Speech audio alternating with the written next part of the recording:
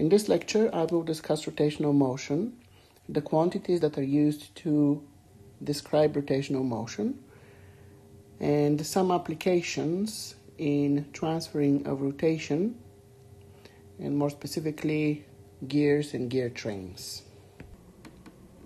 Rotation is a periodic motion in its nature, and an object that is in motion is in rotation when it maintains a constant distance from a fixed point in space. Several examples of rotational motion would be the Earth orbiting around the Sun,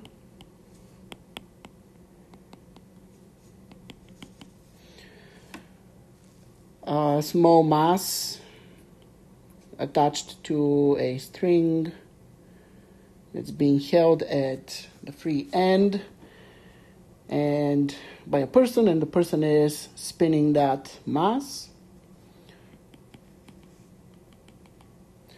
Those are examples of rotational motion. Other examples of rotational motion would be the hands of a watch,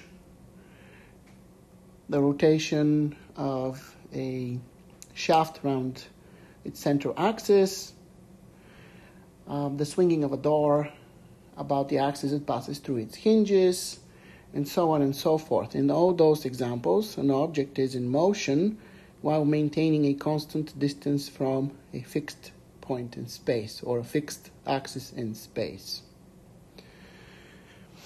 Before we discuss several important quantities that describe rotational motion of actual physical objects, let's talk about measuring rotation. To do that, let's discuss a simple circle. So consider an object that undergoes rotation. One full rotation about a fixed point in space or a fixed axis in space of a point on that object will essentially draw a circle. So let's look at a circle and let's discuss the angles, the measures of the angles as the circle rotates.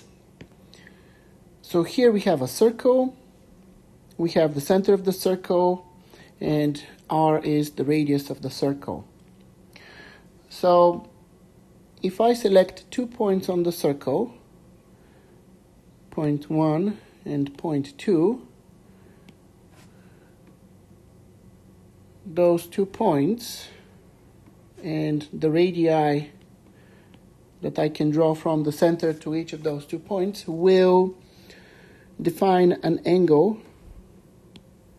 which I'm going to call theta, between the 2 points. Also, there is an arc that is enclosed between the 2 points 1 and 2 of the circle, and this arc I will label with S. So, one more time. The circle that I drew has a radius R, and between 2 points on the circle, an angle theta is enclosed, and the length of arc between the 2 points is called S.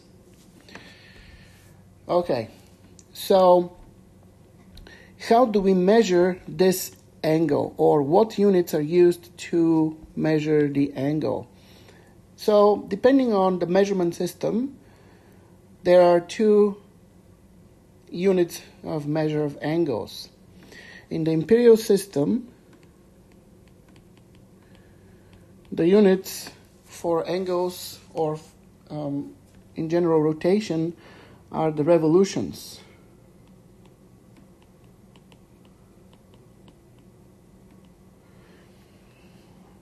There is another unit which is universal and does not belong to a measurement system, and so this is the degrees.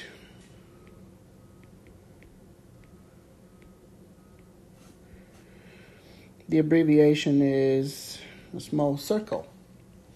All right, so we know that one full rotation about this circle or around this circle would be measured as one revolution in the imperial system.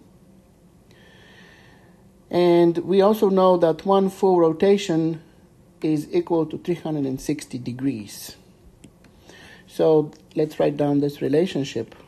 One revolution is equal to 360 degrees. However, in the metric system, a different unit of measure of angles is used. And that unit is the radian.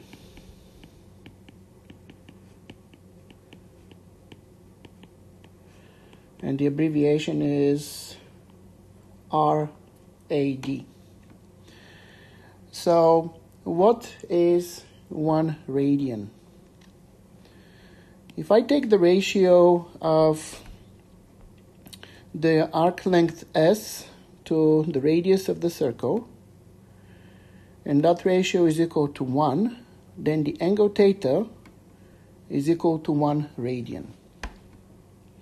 And so first, the relationship between the angle theta, the arc length S, and the radius of the circle is given by the following formula. Theta, the angle, is equal to the arc length S divided by the radius R.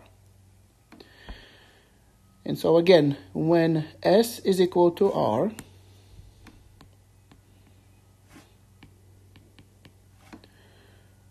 theta is equal to 1 radian. So this is the definition of a radian. So how many radians are there in one full rotation around the circle? There are 2 times pi radians in one full rotation. So one full rotation around the circle is equal to 2 times pi radians angle of rotation. So now we have one more unit which can be used to measure angles of rotation other than the revolutions and the degrees. And so now I can create conversion factors using those relationships to convert between revolutions, degrees, or radians. Before we go there, also notice one more thing. Since the radius of the circle and the length of arc are measured in the same units,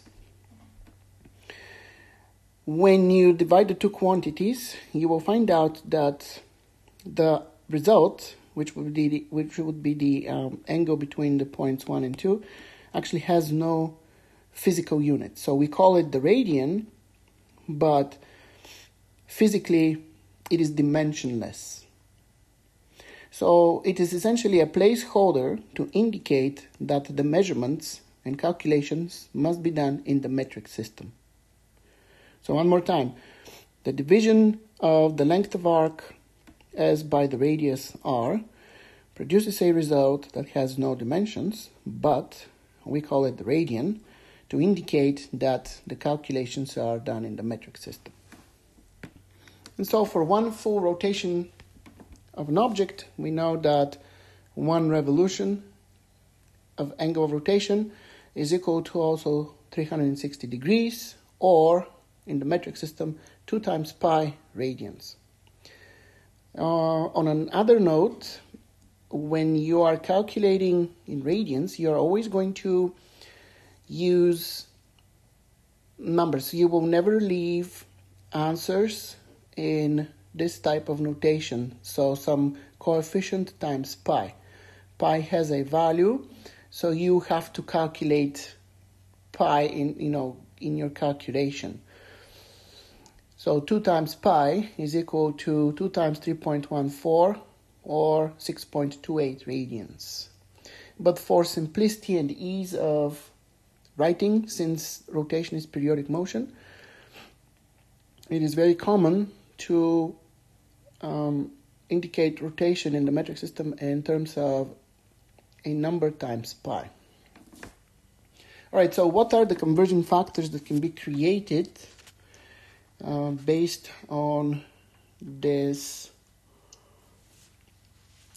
those relationships between the measures of rotation shown here.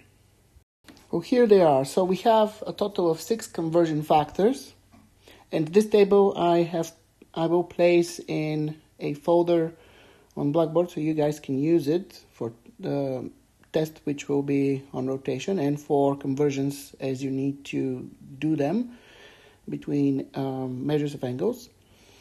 But the first set of conversion factors here converts from radians to revolutions, and then from revolutions to radians. The second set converts from radians to degrees, and from degrees to radians. And the third set converts from degrees to revolutions, and then from revolutions to degrees.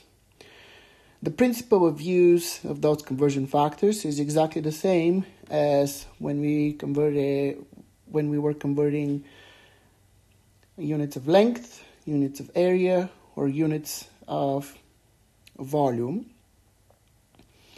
where for the conversions you have to account for which unit is the old unit, which unit is the new unit, and then select the conversion factors accordingly so that you can cancel out the old units and end up having only the new units in the result. Let's do a few example conversions just to illustrate the use of those conversion factors. So first, let's convert 253 degrees to revolutions and then to radians. So I multiply 253 degrees by 1 revolution per 360 degrees. The units of degrees cancel out, and the final result is 0.7 revolutions. For the conversion to radians, I would multiply 253 degrees by 2 pi radians per 360 degrees. Again, the units of degrees cancel out, and so the final result is 253 times 2 pi divided by 360 in radians, which gives us 4.4 radians. Let's do one more example. Let's convert 2.7 revolutions to radians and degrees. So I multiply 2.7 revolutions by 2 pi radians per 1 revolution. The revolution units cancel out, and what I'm left with is 2.7 times 2 pi radians, which calculated gives me 17 radians. And the conversion into degrees requires to multiply 2.7 revolutions by 360 degrees per 1 revolution. The units of revolutions cancel out. And what I have now is 2.7 times 360 degrees, which gives me 972 degrees. So the principle, one more time, of how to use conversion factors remains the same. And the list of conversion factors you guys have, so therefore you should be able to convert from one angle measure to another without much problem. Now let's discuss the rotation of an actual physical object and the quantities that are associated with that rotation. When we talk about rotation of an actual physical object, the angle of rotation is known as angular displacement. So for simplicity, and because it's a mouthful, I will refer to angular displacement as angle of rotation, but initially I will use both terms together just until I'm comfortable making the transition to simply calling the angular displacement angle of rotation. So here we have a solid disk that rotates, let's say counterclockwise, and if I consider a point on the edge of this disk, and let's call that point P, as the disk rotates, this point will rotate from position 1 right here to position 2 right here. And so in the process of rotation, an angle theta will be subtended between those 2 points, 1 and 2. So the angular displacement between points 1 and 2, also termed angle of rotation, theta, is the angular displacement. So let's write this down. So during rotation, the angle theta enclosed between 2 positions of a point on the rotating body is called angular displacement, or simply angle of rotation. What are the units in which angular displacement or angle of rotation is measured? Well, we already discussed the units of measures of angles, and there are 3 different units depending on what measurement system we are working in. We have the revolution, we have the degrees, and we have the radians as measures of angle of rotation. And so then angular displacement is also measured in those units. And one more time, the relationship between those units was that 1 revolution is equal to 360 degrees, or 2 times pi radians. So for this disk, as it rotates about this central axis, as it undergoes 1 full rotation, the angle of rotation, or the angular displacement theta, would be equal to 1 revolution, or 360 degrees, or 2 times pi radians. So again, the units would be revolutions, degrees, or radians. So why do we use angles to measure rotation rather than physical length? For example, why not use the circumference of this circle or the circumference of this disk to measure displacement in rotation? Well, because it's much more convenient to work with angles. Since this is a periodic motion, meaning it repeats itself after 1 full rotation, that means that for 2 rotations, I just say that I have 2 revolutions, or 2 times 360, or 4 pi radians. 2.5 rotations would be 2.5 revolutions, 2.5 times 360, 2.5 times 2 pi radians. It's much easier and nicer to work in those units than to use the circumference, which is not necessarily a nice whole number. And then the second reason for using angular measures for displacement is the fact that speed of rotation, which is also known as angular speed, in the metric system specifically, has to be measured in radians per second. And so in order for that to be doable, or to be able to do that, we have to measure displacement in terms of angles and not circumference. So now let's discuss angular speed. This is a quantity that is obviously related to the speed of rotation of an object. So for our purposes, let's look again at a rotating disk. So here is my rotating disk. It has a radius r. Again, I select a point P on the edge of the disk, which initially is in position 1, but as the disk rotates, point P ends up at position 2. So between the 2 positions, an angular displacement, or angle of rotation, theta, is enclosed. Okay, so I can now calculate the speed of rotation of this disk by simply dividing the angular displacement, or angle of rotation, theta, by the time it took this point P to get from position 1 to position 2, the elapsed time t. So the relationship between angular speed, angle of rotation, and elapsed time can be written as the angular speed is equal to the angle of rotation, theta, divided by the elapsed time, t. And so the symbol for angular speed is the Greek letter omega, and that would be equal to the angle of rotation theta divided by the time between the two positions of that point P. And the units here, depending on the measurement system, would be radians per second, which is metric,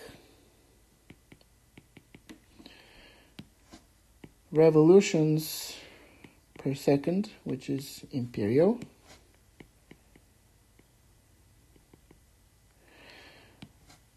and degrees per second is not a common unit, but there is another one in the imperial system, which is revolutions per minute,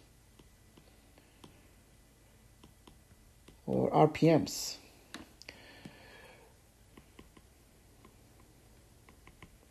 So one more time, in the metric system, the angular speed omega is measured in radians per second. And in the imperial system, we have revolutions per second or revolutions per minute. Omega is the angular speed, theta is the angle of rotation or angular displacement, and t is the elapsed time. So that's how these three quantities are related. So let's do two examples illustrating the application of the definition of angular speed or angular velocity. So find the angular velocity of a CD rotating in 530 revolutions in 5 seconds. So we know the angular displacement or angle of rotation, that is 530 revolutions. The time for that rotation to occur, 5 seconds. The question is, what's the angular speed of this CD? So the relationship is given by the formula that I discussed on the previous slide. Omega, the angular speed, is equal to the angle of rotation theta divided by the elapsed time t. And so that would be 530 revolutions divided by 5 seconds, which is equal to 106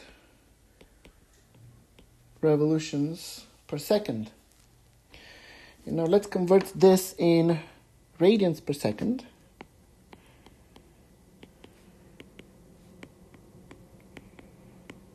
Just so you see how this conversion goes. So the time units are already the required time units for the conversion. The only thing that needs to be converted is revolutions into radians. And so I have a conversion factor that does that conversion for me. So here's how it goes. 106 revolutions per second times 2 pi radians per 1 revolution. And the units of revolutions cancel out. And what we have left is 106 times 2 pi, and the units will be radians per second. And when you calculate this, that is equal to 666 radians per second. The next example is a problem that's asking us to find the angular displacement or the angle of rotation of an object rotating at 280 radians per second in 7 seconds. So we know the angular speed, 280 radians per second, the time of rotation 7 seconds. What is the angle of rotation? So we know that the angular speed omega is equal to the angle of rotation divided by the time of rotation. So from here, after rearranging the terms, I have that the angle of rotation, theta, is equal to the angular speed times time. Notice how this formula is very similar to the formula that we discussed when we talked about motion, which was that the distance was equal to speed times time. the parallels are obvious. We have angle of rotation, which is used to measure distance in rotation. We have angular speed multiplied by time. Here we have linear distance of motion is equal to speed of motion times time. So the principle of calculating displacement in either situation is the same. The quantities, however, are very different due to the different nature of motion. All right, so now let's go back to solving the problem. The angle of rotation is equal to the angular speed times time, and I know those two quantities. So theta is equal to 280 radians per second times 7 seconds. Units of time cancel out, and as a result, this is equal to 1,960 radians. Now let's also convert this into revolutions for some practice. So convert to revolutions. So 1,960 radians, I will multiply by 1 revolution divided by 2 pi radians, and again the radian units cancel out, and so what this becomes is 1,960 divided by 2 times pi, and the new units are revolutions, and so when you calculate that, that's 312 revolutions. I wanted to talk a little bit about the relationship between linear and angular speeds. Let's consider two pulleys, pulley 1 and pulley 2, and they're with different diameters. And a belt is connecting the two pulleys. And so, as the pulleys rotate, the belt is obviously moving around the two pulleys. So, if we want the belt to move without slipping, the speed with which the pulleys rotate must be adjusted so that the speed of motion of the belt matches. All right, so the two pulleys are rotating, so therefore they have some angular speeds that are not necessarily the same. But the belt is moving with some linear speed v. And so the fact that the belt is not slipping around the pulleys means that there must be some sort of relationship between the linear speed of motion of the belt and the speed of rotation, or the angular speed of either of the pulleys. Another example where there is a relationship between rotational speed and linear speed would be a vehicle wheel. So we have a car wheel which rotates with some angular speed omega, but as a result, the car itself is going to move horizontally with some linear speed v.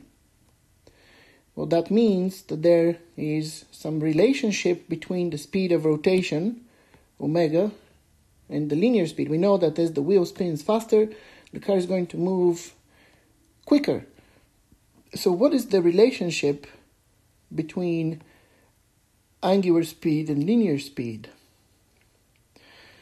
Well, for a rotating object with radius r and angular speed omega, the linear speed that would correspond is calculated as the product of the angular speed omega and the radius r.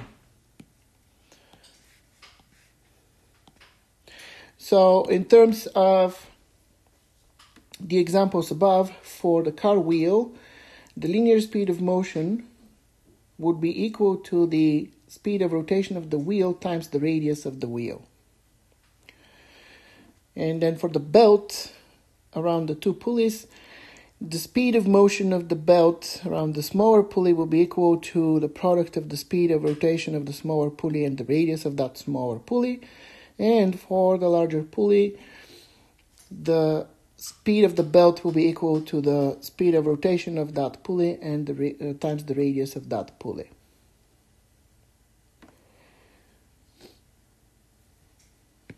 This relationship here is very important because it allows to relate a linear quantity of motion, which is linear speed, v, and the angular quantity of motion, which is the angular speed, omega. Now, a few words about units. So, in the metric system, we know that the units for the angular speed would be radians per second.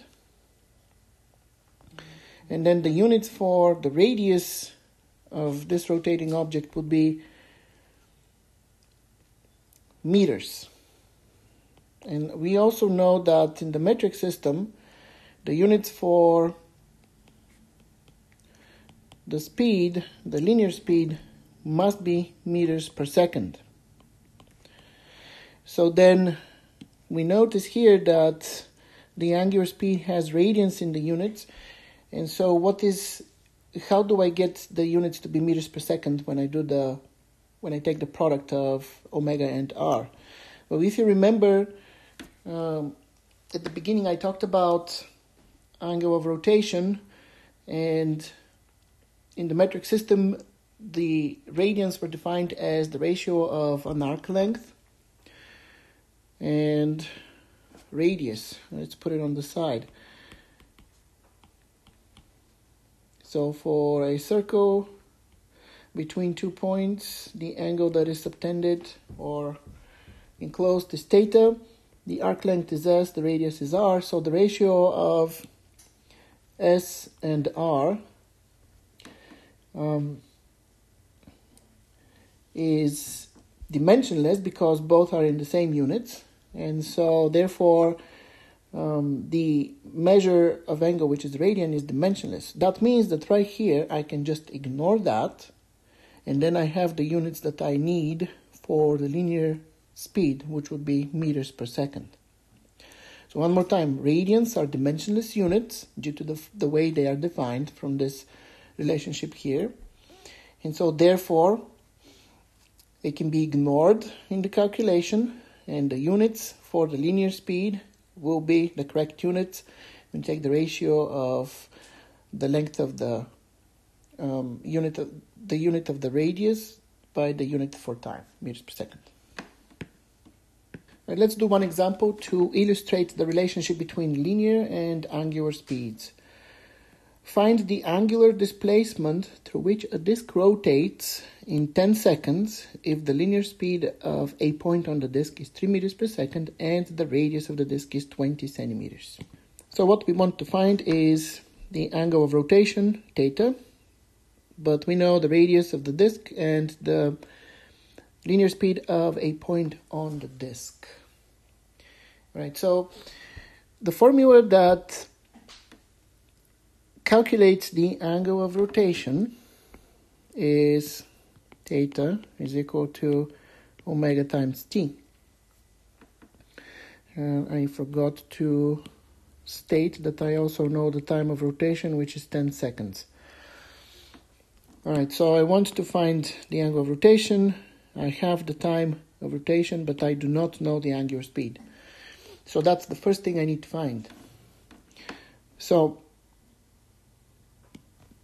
I also must find omega. Well, I just discussed the relationship between the angular speed omega and the linear speed v. And this relationship is given by the formula v is equal to omega times r. So from here I can rearrange the terms and solve for omega. So omega is equal to v divided by r. And I have values for v and r, so this is equal to 3 meters per second divided by 20 centimeters. Now I notice that the length units are not compatible. So here in the speed unit I have meters, and in the radius I have centimeters. So that I must make them the same, and so I will convert the 20 centimeters into meters. So that becomes 3 meters per second divided by 0.2 meters, which gives me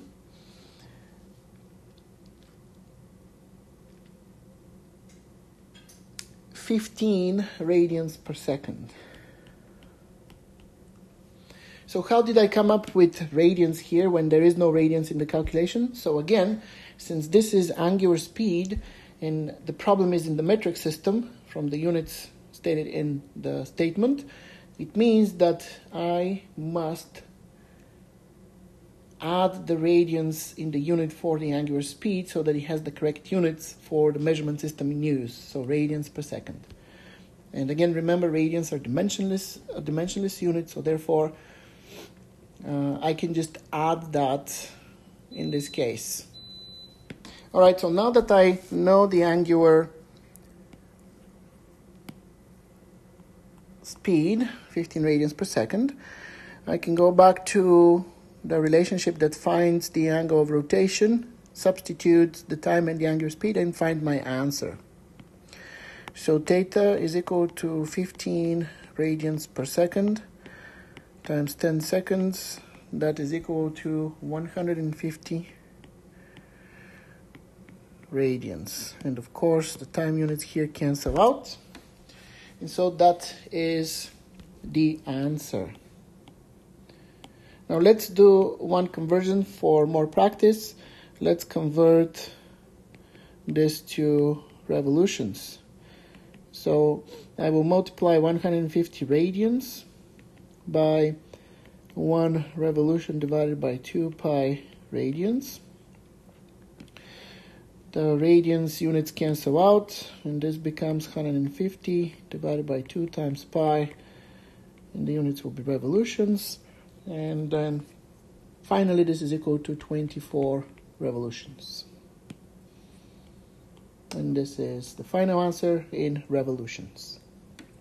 Okay, so now we are ready to discuss transferring of rotational motion. Now we are ready to discuss how rotational motion is transferred. So first I will start with the simplest possible case, and that is bringing two disks in contact while one of the disks is in rotation and the other one is not. So let's see what happens then.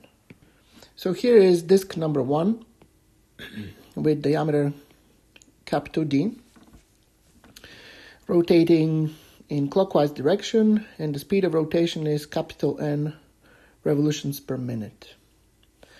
So I'm going to bring a second disk with different diameter in contact with disk 1, and as a result the second disk will also start to rotate, and the reason for this rotation would be the friction between the two disks.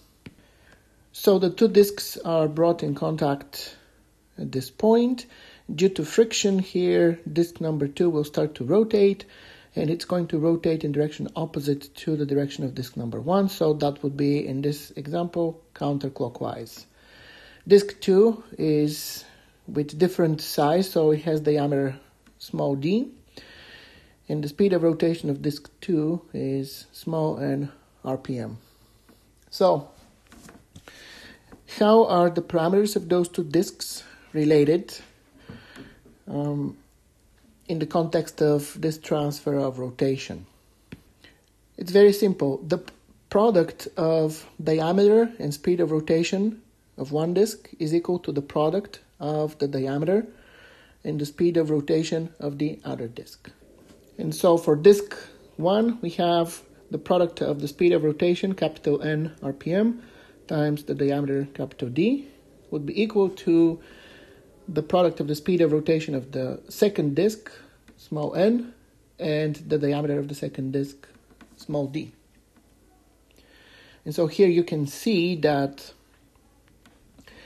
because of the difference in diameters, the disk with the larger diameter will rotate a little bit slower than the disk with the smaller diameter. Now, When the two discs are brought in contact, the rotation is transferred through friction at the point of contact. But if disc 1 starts to spin fast enough, then at the point of contact, friction can be lost, and the two discs will start to slip with respect to each other. And so then part of the rotational motion is lost in the transfer. It doesn't transfer from disc 1 to disc 2. So in order to avoid this problem, one thing that can be done is to cut teeth into those discs.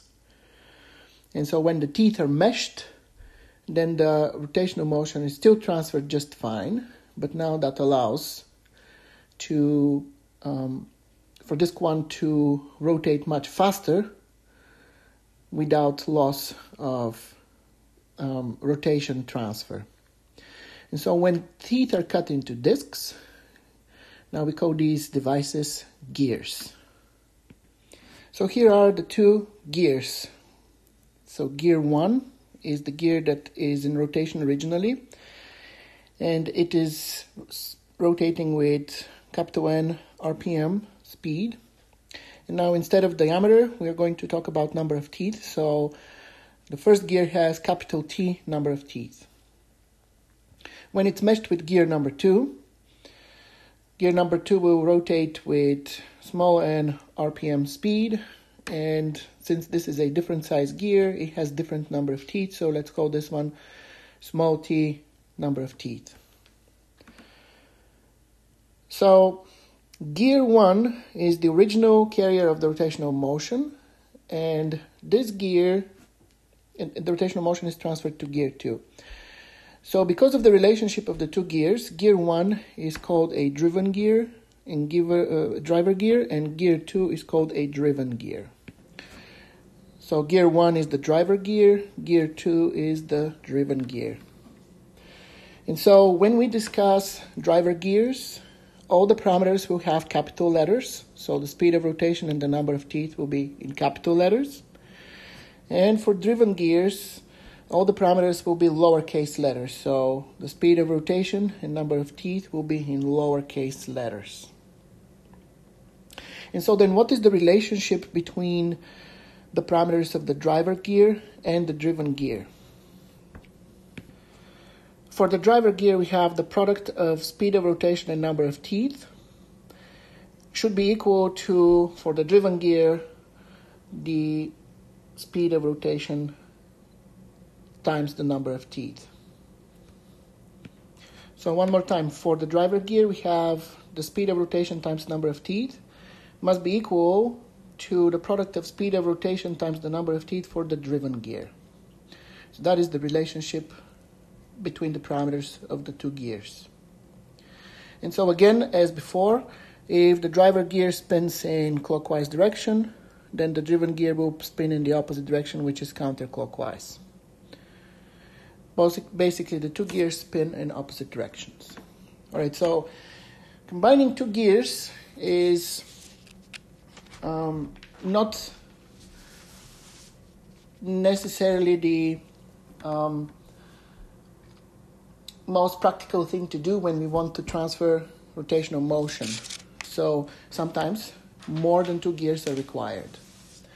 So when more than two gears are meshed together to transfer rotation, we talk about devices that are called gear trains. So let's look at the two types of gear trains and how the parameters of the gears are related to each other.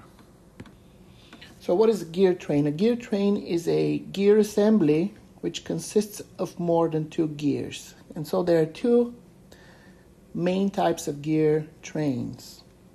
The first type is a gear train where all the gears are on the same level or in the same plane. So here is an example of such gear train. So 4 gears are meshed together into a gear train. All of them are in the same plane or on the same level. And the gears are labeled with alphabetically from A to D. And so for simplicity of the discussion, gear A would be the first gear that's in rotation, so that would be a driver gear. And so this gear will rotate with speed n RPM. Again, for drivers, we use capital letters. And it will have TA number of T's. Okay. So the two gears that are inserted between A and D. So imagine you have, from the previous discussion, the two gears meshed together. And now we insert two more gears in between. So B and C are inserted between the two gears from the previous slide here. So gears B and C are called idlers. Let's put it on the side here. B and C are idlers. All right. So based on the definition of driver and driven, gear A is a driver again, and that drives gear B. So gear B is a driven gear with respect to A. So let's put that here. Right, but now as we move on, gear B is meshed with C, and so B now drives C. So B is a driver gear for C. So B is both a driver and a driven gear. So it's also a driver. B drives C, so C is driven. But C is meshed with D, and it drives D. So C is also a driver. And finally, D is the last gear in the gear train, so therefore D is just a driven gear. So now let's discuss the number of teeth for each gear in terms of driven and driver. So gear B, as a driven gear, has small t number of teeth, but as a driver also has capital T number of teeth, and I index those with a B to refer to gear B. For gear C, we have the same thing. It has TC number of teeth as the driven gear, and capital TC number of teeth as the driver gear. And finally, the last gear, gear D, which is a driven gear, has TD number of teeth, and it also rotates with small n RPM speed. And now let's discuss how all of these parameters are related to each other. Basically, the relationship is an expansion of the relationship that I discussed on the previous slide here. On the left side, we are going to keep all the driver gear parameters, and then on the right side, we're going to keep all the driven gear parameters. And so the relationship looks like so. For the driver gear side, we have the speed of rotation of the first driver gear, that's gear A, times the number of teeth of gear A, times the number of teeth of gear B, times the number of teeth of gear C.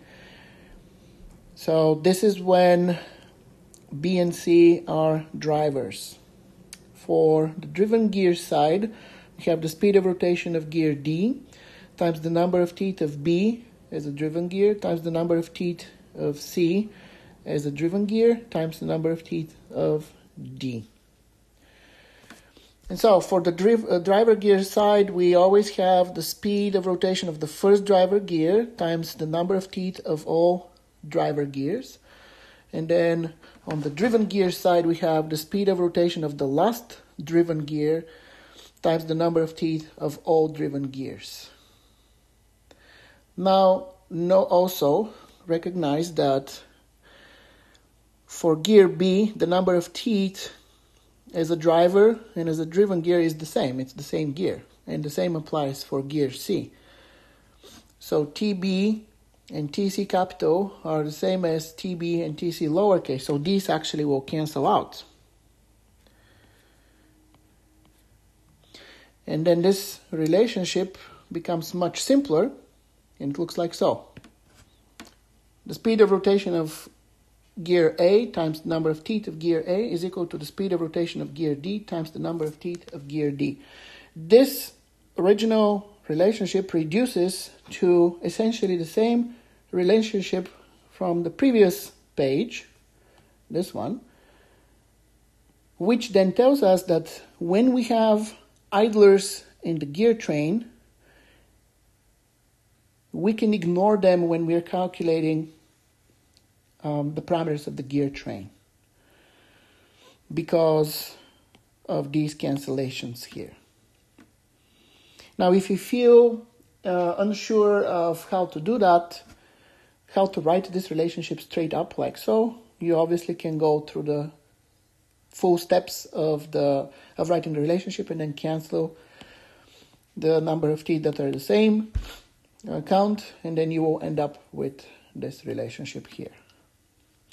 Now a few words about direction of rotation. So if gear A, which is a driver gear, rotates in clockwise direction, when it meshes with gear B will rotate in counterclockwise direction. When gear B meshes with gear C will rotate in clockwise direction. And when gear C meshes with D will rotate in counterclockwise direction. So here we can sort of analyze the gear train and deduct how many. We can deduct whether how the number of gears, even or odd number, affects the direction of rotation of the last gear. So here we have 4 gears, so that is a even number of gears. And as you can see, the first and last gears rotate in opposite directions. Now, if we ignore the last gear, gear D, you just cover it, imagine it's not there, then we have 3 gears in the gear train, A, B, and C. And as you can see, gear A and gear C rotate in the same direction. If we were to add another gear after D, you would find out that it also rotates in clockwise direction, the same direction as gear A. And so that would be 5 gears in this train, so an odd number. And so the basic rule is that when we have an even number of gears, the first and last gears rotate in opposite directions. And when we have an odd number of gears, the first and last gears rotate in the same direction. Okay, now let's take a look at the other type of gear train, which is a gear train made by gears that are meshed on different levels. They're not all in the same plane. So here is an example gear train of that type. We have gears A and B are meshed together on the same plane, and then gear C is mounted to a post that's connected to B, and then C is meshed with gear D. So gear C and D are on a different level compared to A and B. So again, the labeling here suggests the order in which the gears are transferring rotation. So gear A is the first gear, so that would be a driver gear.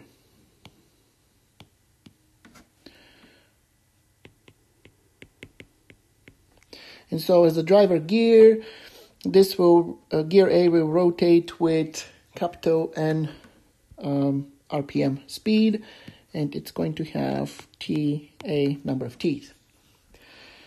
Gear B is driven by gear A, so that's a driven gear. And so that means that it has TB number of teeth, lowercase. And now the question is, what is gear C in respect to B? Well, gear C is not driven by B. It is just connected to B. What that means is that both gears rotate with the same speed. That's it. But B does not transfer rotational motion to C through meshing. They're just mounted. They're connected to each other through this post. All right, so then as gear C rotates, it transfers rotation to gear D. So gear C is the driver gear.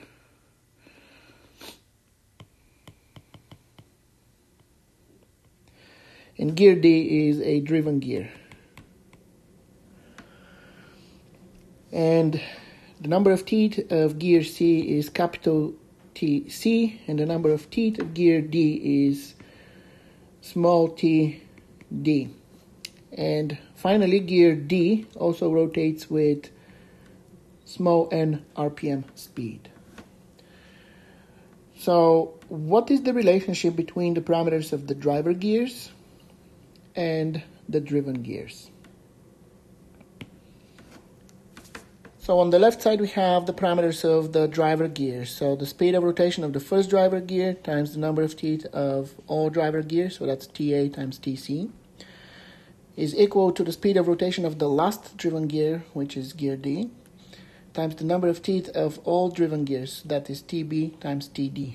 As you can see here, there are no idlers in this gear train, so therefore number of teeth will not cancel unless the gears are such that there is some equal numbers of teeth. But by the labeling of the gears, there is no cancellation. So this is a noticeable difference in comparison to the previous gear train, which was just on the same plane, where the relationship between the parameters of the driver and driven gears is simple as that. So here we have a little bit more complicated relationship. Mathematically, there is no difference in how you approach these problems, but conceptually, those are two different gear trains. So let's do an example calculation of a gear train of this second type to show how this relationship is used. So the gear train is shown below. We have gear A rotates at 20 RPM, so that is the speed N, and it has 35 T, so TA is 35. We want to find the number of teeth for gear B. Gear C has 45 teeth, and then gear D rotates with 35 RPM and has 50 teeth. So again, based on the labeling, gear A is a driver gear, that's why I labeled the number of teeth with capital T. Gear B is driven by A. Gear C is a driver gear, therefore capital TC number of teeth. Gear D is a driven gear, so it rotates with lowercase n RPM, 35 RPM, lowercase n, and has lowercase d number of teeth, which is 50. So let's write the relationship between those parameters and solve for the number of teeth of gear B. So the relationship is for the driver gears, the speed of rotation of gear A times the number of teeth of gears A and C is equal to the speed of rotation of gear D times the number of teeth of gears B and D. So since I'm solving for the number of teeth of gear B, I first will rearrange the terms here and then plug in the numbers.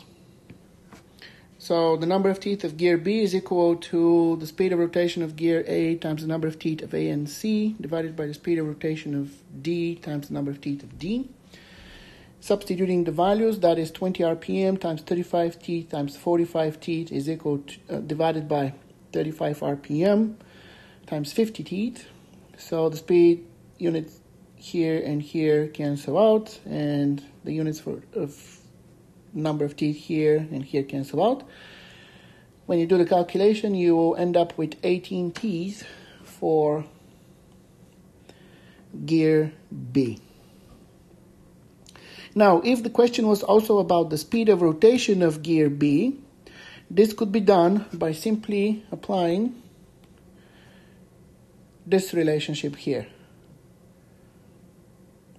where the left side would be the parameters of gear A and the right side would be the parameters of gear B. So that's how this could be solved. And so this concludes the lecture on rotational motion. And you guys will practice these concepts in the worksheet that you will do next time we meet.